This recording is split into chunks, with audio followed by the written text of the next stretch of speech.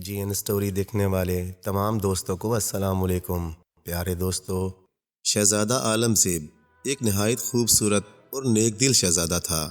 بادشاہ اور ملکہ نے شروع ہی سے اس کی تعلیم و تربیت پر خاص توجہ دی تھی، اس لیے جب وہ بڑا ہوا تو ذہین بھی تھا اور تلوار بازی، نیزہ بازی، تیر اندازی اور گھڑ سواری میں کوئی بھی اس کا مقابلہ نہیں کر سکتا تھا۔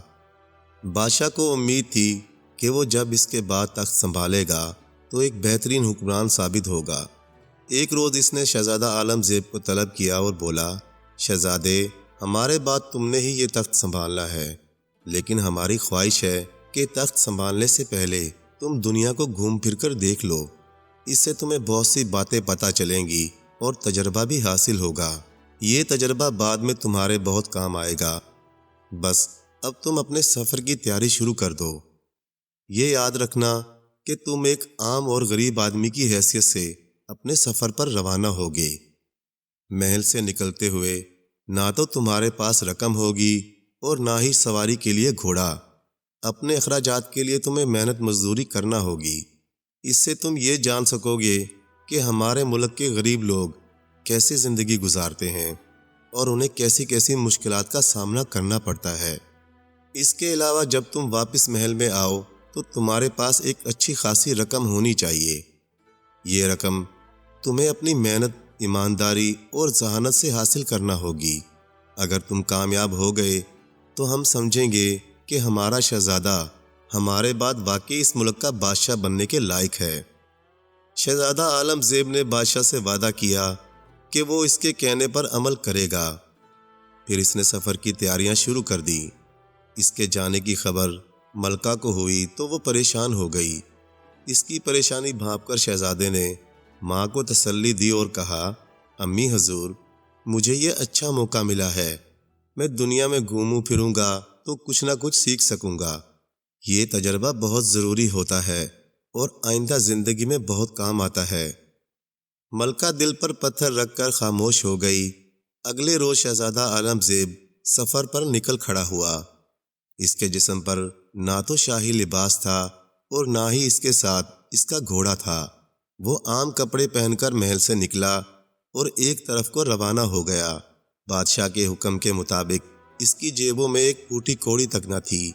وہ صبح کے وقت محل سے نکلا تھا اور اب دوپہر ہو گئی تھی۔ اس نے کافی فاصلہ طے کر لیا تھا۔ بہت سی بستیاں پیچھے رہ گئی تھیں اور اس کے سامنے صاف میدان تھا۔ موسم بہت خوشگوار تھا۔ آسمان پر ہلکے ہلکے بادل چھائے ہوئے تھے۔ اب اسے بھوک لگنے لگی تھی۔ کچھ دور آگے چلا تو اسے ایک جنگل نظر آیا۔ جنگل میں بہت سے پھلوں کے درخت تھے۔ اس نے درختوں سے پھل توڑے اور انہیں کھا کر بھوک مٹائی۔ وہاں بیروں کی جھاڑیاں بھی تھیں جن میں سرخ سرخ میٹھے بیر لگے تھے۔ اس نے ان بیروں کو توڑ کر اپنی جیبوں میں بھر لیا تاکہ پھر بھوک لگے تو انہیں کھا سکے۔ قریب ہی ایک دریا بہہ رہا تھا۔ اس نے دریا سے پانی پیا اور دوبارہ اپنے سفر پر روانہ ہو گیا۔ اس کا خیال تھا کسی آبادی میں پہنچ جائے تو پھر سوچے گا کہ اسے کیا کرنا چاہیے۔ وہ اللہ کا نام لے کر آگے کی جانب چل پڑا۔ اسے چلتے ہوئے کافی دیر ہو گئی تھی، مگر وہ تھا کہ بغیر رکے چلا ہی جا رہا تھا۔ تھوڑی دیر بعد اسے کسی آبادی کے آثار نظر آئے۔ چھوٹے چھوٹے گھر اس کی نظروں کے سامنے تھے۔ وہ خوش ہو گیا اور اپنی رفتار مزید تیز کر دی۔ زیادہ دیر گزری نہ تھی کہ وہ اس آبادی میں پہنچ گیا۔ وہ ایک گاؤں تھا۔ جیسے ہی وہ گاؤں میں داخل ہوا، ایک آدمی اس کی طرف آیا اور بولا، تم اجنبی معلوم ہوتے ہو، کیا کسی کام کی تلاش میں ہو؟ شہزادہ عالم نے کہا، آپ نے ٹھیک کہا، میں کوئی کام کرنا چاہتا ہوں تاکہ میرے پاس کچھ رقم جمع ہو جائے اور میں دوبارہ اپنے سفر پر روانہ ہو سکوں۔ وہ آدمی یہ سن کر خوش ہو گیا اور اسے ساتھ لے کر اپنے گھر آ گیا۔ گھر میں اس کی بیوی، ایک بیٹا اور ایک بیٹی تھی۔ وہ سب شہزادہ عالم زیب کو دیکھ کر بہت خوش ہوئے۔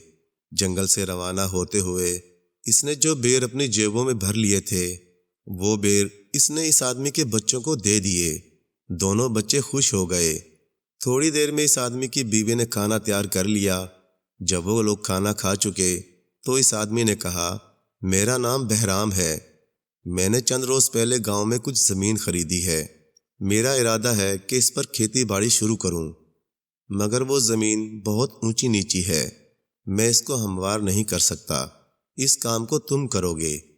جب زمین ہموار ہو جائے گی اور اس میں بیج بو دیے جائیں گے تو تمہاری چھٹی ہو جائے گی۔ میں تمہاری محنت کے بدلے اتنی رقم دوں گا کہ تم مزے سے دنیا کی سیر کر سکو گے۔ شہزادہ عالم زیب نے اس کام کو کرنے کی حامی بھر لی۔ اگلے روز وہ بہرام کے ساتھ اس کی زمین پر پہنچ گیا۔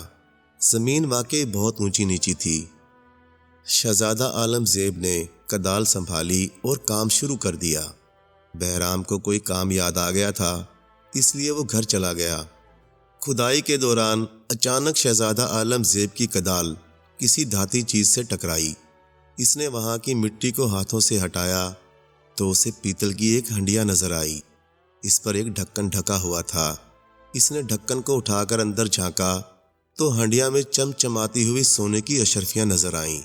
وہ ان اشرفیوں کو دیکھ کر بہت حیران ہوا اور اس ہنڈیا کو دوبارہ مٹی سے ڈھانپ دیا۔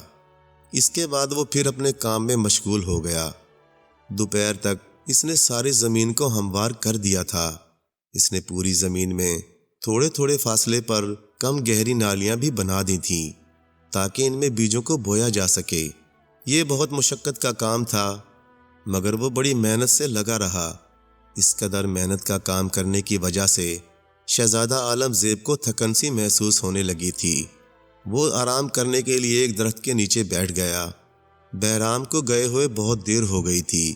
وہ جب گھر سے واپس آیا تو شہزادہ عالم زیب اپنا کام ختم کر چکا تھا۔ اس کے کھیتوں کی زمین بالکل ہموار ہو چکی تھی۔ اس نے اس کی محنت اور کام کی بہت تعریف کی۔ بہرام اپنے ساتھ گھر سے کھانا بھی لایا تھا۔ دونوں نے ساتھ بیٹھ کر کھانا کھایا۔ شہزادہ عالم زیب نے اسے ابھی تک اشرفیوں کی ہنڈیا کے بارے میں کچھ نہیں بتایا تھا۔ دوسرے روز جب بیج ڈالنے کی باری آئی تو شہزادہ عالم نے بہرام کو وہ ہنڈیا دکھائی۔ بہرام بہت خوش ہوا اور بولا، تم تو بہت ایماندار لڑکے ہو۔ تم چاہتے تو اس ہنڈیا کو چپکے سے نکال کر چلے جاتے۔ میں تمہاری ایمانداری سے بہت خوش ہوں۔ میں اس میں موجود آدھی اشرفیاں تمہیں بھی دوں گا۔ شہزادہ عالم زیب نے بہت منع کیا کہ وہ اشرفیاں نہیں لے گا، مگر بہرام نہ مانا۔ ہنڈیا میں 1000 اشرفیاں تھیں۔ بہرام نے 500 اشرفیاں اسے دے دیں۔ شہزادہ عالم زیب سوچنے لگا کہ ان اشرفیوں کا کیا کرے گا۔ اس کے ذہن میں خیال آیا، اسی گاؤں میں پھل کے درختوں کا ایک بہت بڑا باغ تھا۔ اس کا مالک اسے فروخت کرنا چاہتا تھا۔ شہزادہ عالم نے ان اشرفیوں سے وہ باغ خرید لیا۔ گاؤں میں بہت سارے لوگ ایسے تھے جو مزدوری کی تلاش میں رہتے تھے۔ اس نے ان میں سے کچھ لوگوں کو باغ کی دیکھ بھال کرنے کے لیے ملازم رکھ لیا۔ ان کے ذمے باغ کے درختوں کو پانی اور کھاد دینا اور درختوں سے پھلوں کو توڑ کر جمع کرنا تھا۔ شہزادہ عالم زیب کو گاؤں میں رہتے ہوئے کافی روز ہو گئے تھے۔ اس دوران وہ اپنے پھلوں کے باغ کی بھی دیکھ بھال کرتا تھا اور بہرام کے کھیتوں میں بھی کام کرتا تھا۔ بہرام کے کھیت بھی ہرے بھرے ہو گئے تھے۔ ایک روز اس نے بہرام سے کہا، اپنا ملک دیکھنے کا سفر تو ادھورا ہی رہ گیا، اب مجھے جانا چاہیے۔ آپ کی مہربانی ہوگی اگر آپ میری غیر موجودگی میں میرے پھلوں کے باغ کی نگرانی کرتے رہیں۔ بہرام نے اس کام کی حامی بھر لی۔ شہزادہ عالم زیب دوبارہ اپنے سفر پر روانہ ہو گیا۔ اس کے پاس اب پیسوں کی کمی نہیں تھی۔ بہرام نے چلتے ہوئے اسے بہت سارے سونے کے سکے بھی دے دیے تھے جو کھیتوں میں کام کرنے کی مزدوری تھی۔ شہزادہ عالم زیب نے ایک بہترین قسم کا گھوڑا بھی خرید لیا تھا، جس کی وجہ سے اسے بہت آسانی ہو گئی تھی۔ چونکہ اس کے پاس بہت سی رقم تھی، اس لیے اب اسے کوئی کام کرنے کی ضرورت نہیں تھی۔ وہ کسی بھی گاؤں یا شہر کے سرائے میں قیام کرتا، چند روز وہاں ٹھہر کر آس پاس کا علاقہ دیکھتا، وہاں کے لوگوں سے ملتا، ان کے مسائل کا مشاہدہ کرتا اور پھر آگے چل پڑتا۔ اس سفر میں اسے بہت مزہ آیا۔ اسے اس بات سے اچھی طرح واقفیت ہو گئی تھی کہ غریبوں کو کیسی کیسی مشکلات کا سامنا کرنا پڑتا ہے۔ اس نے فیصلہ کر لیا کہ محل جا کر بادشاہ سے کہہ کر ان سب کی مشکلات کا خاتمہ کروائے گا۔